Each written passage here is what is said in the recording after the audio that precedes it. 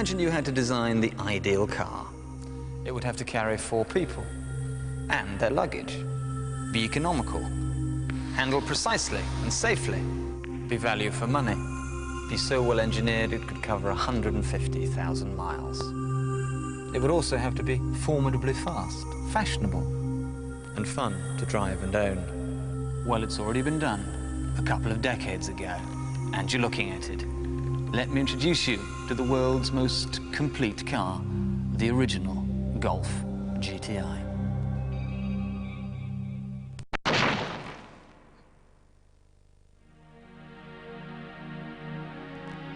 Because we see something every day, we take it for granted. What's familiar becomes commonplace. With the passage of time, we've forgotten that VW's boxy little roller skate was a car apart, the first to give power to the people. The biggest thing the GTI did was to sell car enthusiasm to people who didn't even know they were interested in either cars or driving. I would summarise the GTI by saying that it was the best car that I've ever driven. In the future, I think that we may try a Mark III Golf GTI, but I'll still keep my Mark I because I think that it is actually the best crackerjack hot hatch in the world. This is the story of one of the most influential and widely imitated motorcars in the world, and one that kick-started an entirely new motoring craze. From a culture of Prussian perfection came a trend-setting pocket rocket that gave birth to that 80s phenomenon, the hot hatch. And it's a car that very nearly didn't happen.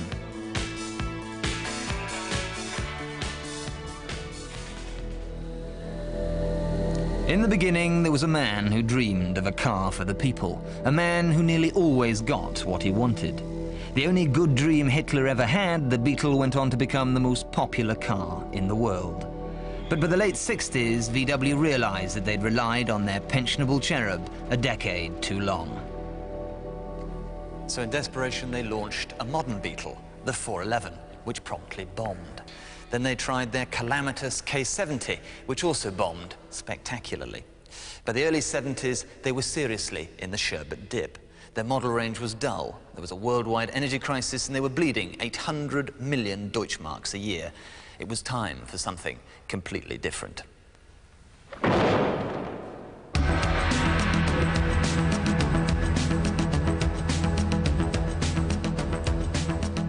VW never imagined that their light, strong and sensible Golf would become the perfect platform for a hot rod.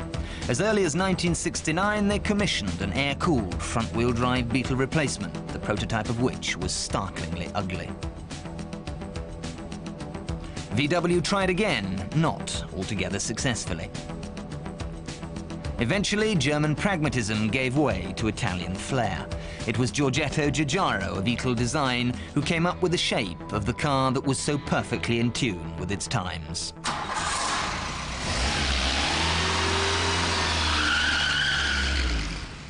He's off in that new car again. Wouldn't catch me in a Volkswagen. What's wrong with the Golf? Well, it's not exactly big, is it? Actually, it's bigger than it looks. He'll never get that lot in there. Anyway, I don't like rear-engine cars. The engine's in the front. It's water-cooled. Back seats fold down, too. Yeah, you seem to know a lot about his car. You've been in his car.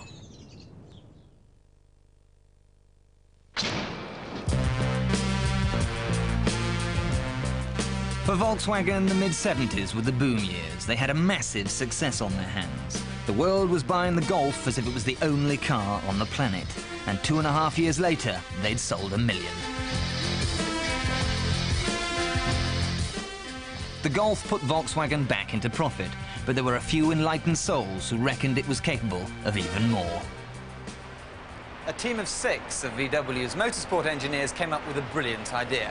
They would soup up the Golf. They would make it go like lightning. They spent their evenings, weekends and spare time stiffening the car, stripping it out, adding petrol injection, and they instantly created a classic. But they had one big problem: convincing everybody else. You could buy cars with high acceleration, but these high acceleration cars always have been connected and offered by a brand with a specific image, like BMW and Porsche. But a brand which is called Volkswagen, people's car, and to offer people's car with such an advantage in performance was somewhat for us that didn't fit together. And the engineers finally convinced us, and so we tried it. And it was one of VW's better decisions, because the new hot Golf caused apoplexy in the motoring press. Here was a car that was all things to all men. Yet without those determined engineers, VW would have let one of the world's greatest cars slip through their fingers. A potential error rivaled only by the bloke from Decca who said no to the Beatles. But mercifully, VW backed it all the way, and the first GTI squealed onto German autobahns in 1976. It wowed everybody. I know, because I was there. In '76, I was going out with a German girl who had one of the first GTIs. I remember we were sitting at a set of traffic lights in downtown Munich when up pulls this bloke in a Merc. I looked at him. He looked at me. He looked at the car, and we both knew. My girlfriend egged me on, saying, "Go on, you can do it, you can take him." So there I am, my first ever drive in a GTI, about to burn off this fat Merc. Boy racer stuff, but that was the thing about the GTI. It made your hair fizz, gave you a high, a real buzz. The lights changed, I dropped the clutch, and bam! We scorched down that road, leaving the Merc for dead. Trouble was, it would take 2 years to get right-hand drive GTIs back home. One of the things people really liked about the Golf GTI was its simplicity. It had everything you needed and no junk, and that made it into a really essential tool. It was made for going, and it really did effectively go. I remember finding out pretty soon after the launch just how fast the Golf GTI was. Some of us were in Wales testing a Ferrari, 5-litre V12, 180-mile-an-hour car. And I was going to drive this thing pretty fast on some of these deserted roads, and I set off for about 20 minutes, driving as fast as I could, being chased by somebody in a Golf GTI. And I remember being severely embarrassed by just how quickly he arrived on the scene as soon as I'd stopped. It was back in 1984. One of these Mark I GTIs came into the garage I was working at as part of a part exchange, and I had the job of checking the car over prior to it being resold. And obviously part of that was to take it out for a road test. It ended up being one of the longest road tests I'd ever given any car. It was quite an interesting experience. It was a revelation, really. I'd never driven anything like it. I'd driven a lot of cars at that time, and thought I knew what a good car was all about, but it wasn't until I drove one of these that I realised just how good they really are. In my view, they over-engineered the car from the factory, and it shows by the fact that so many of them have lasted so well in the condition that you still see them today, whereas the equivalent Ford would probably be on the scrap heap by now. One of the most memorable things about motorway driving was how frustrating other drivers found the GTI. I remember that, you could very gently persuade BMW drivers to move out of the way as you steamed up behind them. And also one day a chap in a Ford Granada just threw his hands up and moved aside in complete frustration at the fact that he couldn't shake me from his tail. Next to the GTI, the competition were like diesel locomotives.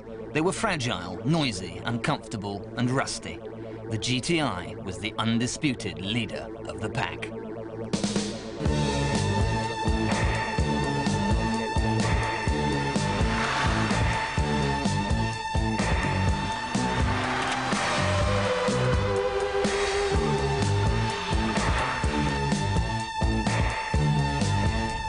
There were two really great things about the GTI. First, it could dance rings around cars that cost 10 times as much. And secondly, it flattered you. It made you think you were a good driver. Changing gear was like spooning honey. The seats just hugged you like a lover. The steering was a delight, and it went round corners like a banshee on a skateboard. In the 80s, I drove little else. I had 6 Mark Is in a row and loved them to bits. And then getting back into one 10 years later, you can see why they were just so remarkable. They really were the next best thing to Michelle Pfeiffer.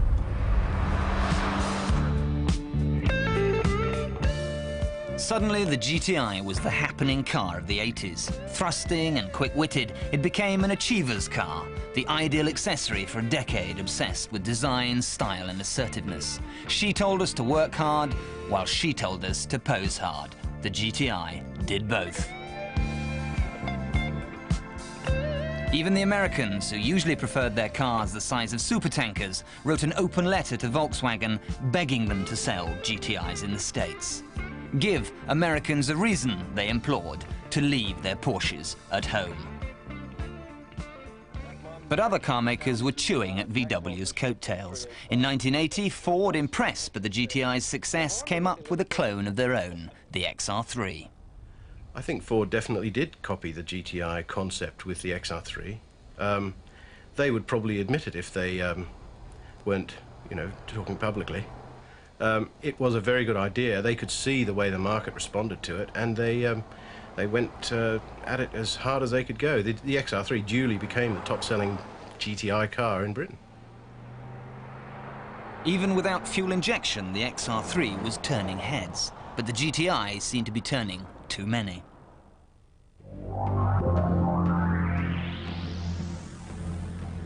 It was a victim of its own success. If you couldn't afford one, you simply helped yourself.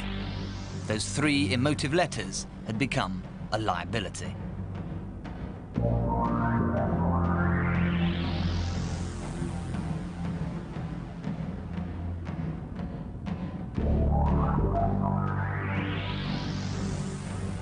GTI now stood for Guaranteed Theft Item.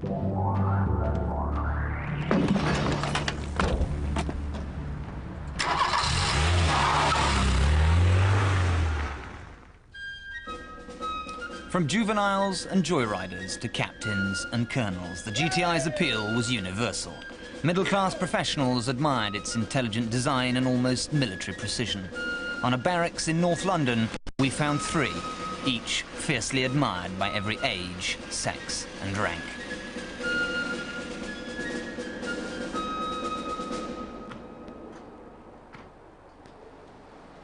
When I first drove the car, the acceleration was quite phenomenal compared to my previous Ford Escort, and I loved it. It's absolutely amazing, and also the top speed as well is quite high. But then I sort of thought about the car's engine and keeping it nice and changing the oil every 3,000 miles and all the rest of it. So I drive it around at a rather more sedate pace these days. It was very fashionable amongst the military in the early 80s to have a Golf GTI, and any sort of guards mess you walked into had a line of black Golf GTIs lined up outside. I think they were popular because they had a bit of an image. They were the sort of first hot hatchback. They were sleek, they were nippy, and they were just a go-faster car. My wife, whose car it actually is, I suppose, in theory, is very keen on the appearance, and I like that too, but the performance is its main claim to fame. Always was, and it had terrific reviews, as you know. And it's lived up to all of the expectations I had, even to the brakes, which are, as you know, distinctly iffy.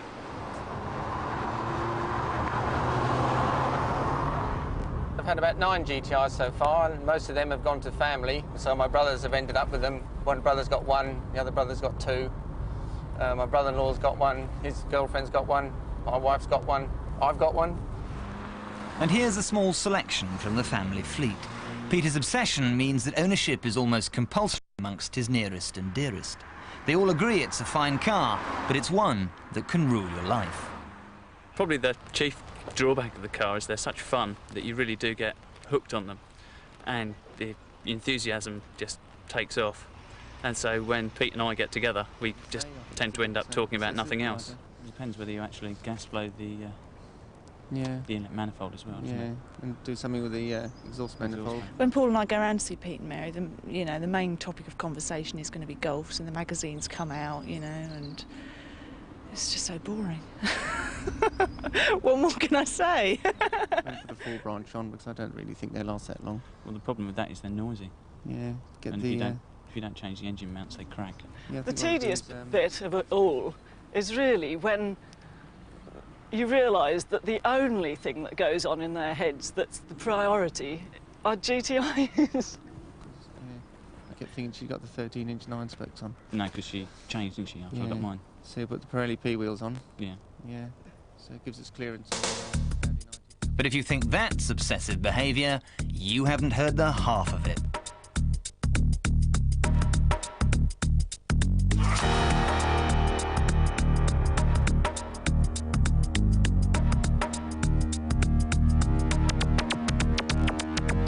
Modifying Mark I GTIs has become a street cult. You name it, they change it. But why gild a lily that doesn't need gilding?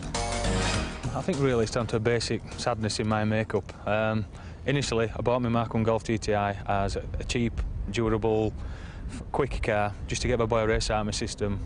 Unfortunately, I fell in love with a car and what it could do, and I wanted more. It has its own individuality. There are, even with say XR3s or such other vehicles, they just don't have the individuality. Because I like to improve the car in every aspect, and it just looks so much better and handles better. When you lower it, make it go faster, stop better. The Mark I GTI is the original and best of all the hot hatchbacks, and I just try to make something that's already the best better. But some reckon that the best should not be bettered, that the original GTI in its purest form is an emergent classic. This car is a classic car. 3 reasons. Classic Car magazine listed as an insurable classic. I have insured it as a classic because it's over 10 years old, and they are now becoming very hard to get, and people come up to me in the street and say, will you sell it? That is a classic car. To their credit, Volkswagen never lost sight of what made the GTI great. They spent a whole hill of money making the Mark II more refined, but managed to keep most of its personality and panache. And the latest City Slick Mark III might ooze modernity, but it can still trace its bloodline all the way back to that matchless Mark I of '76. The Mark I Golf GTI was the first cheap performance car that you did not have to suffer to own. And that is why it started a trend which endures today. And it will endure for another 20 years. I don't see why not. The GTI revolutionized the way we think about little cars. It was the first, the finest and the most widely imitated small, fast car in the world. It gave high-tech handling and budget performance to millions of motorists. It might not have wire wheels or leather seats, be low, snorty or multi-carburetted, but it's a real classic in the truest sense of the word. You didn't really think we were going to drop it, did you? If only all cars were as enduring as a GTI.